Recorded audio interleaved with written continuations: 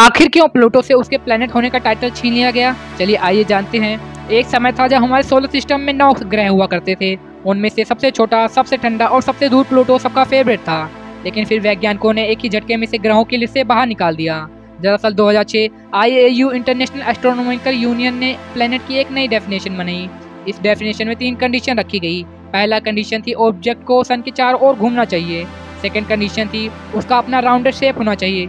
Third और सबसे जरूरी, उसे अपने ऑर्बिट को साफ किया होना चाहिए, यानी उसके रास्ते में उससे बड़ी कोई और ऑब्जेक्ट नहीं होनी चाहिए, यानी कि वो अपने ऑर्बिट का बॉस होना चाहिए। प्लूटो पहले 2 नियम में तो फिट बैठ गया, लेकिन तीसरे नियम में फेल हो जाता है क्योंकि उसके ऑर्बिट में कूपर बेल्ट के कई आईसी ऑब्जेक्ट उसके बराबर मौजूद थे, यानी प्लूटो ने अपने ऑर्बिट को साफ नहीं किया था। यही नहीं, 2005 में एरिस नाम का एक और ड्रॉप प्लैनेट मिला जो प्लूटो से लगभग बड़ा था। इससे वैज्ञानिकों ने कहा अगर प्लूटो ग्रह है तो एरिस को भी ग्रह होना चाहिए, और फिर उनकी पूरी लिस्ट बिगड़ जाती है। इसलिए प्लूटो को ड्रॉप प्लैनेट की कैटेगरी में रख दिया जाता है। लेकिन सबसे दिलचस्प बात यह है, आज भी बहुत सारे वैज्ञानिक प्लूटो को वापस ग्रह बनाने की कोशिश में हैं, क्योंकि प्लूटो का दिलनुमा हार्ट शेप्ड ग्लेशियर और उसका नीला आसमान और उसके 5 मून प्लूटो को आज भी एक रहस्यमयी दुनिया बनाते हैं। क्या आपको क्या लगता है, प्लूटो को दोबारा वापस ग्रह की कैटेगरी में रखा जाना चाहिए या नहीं?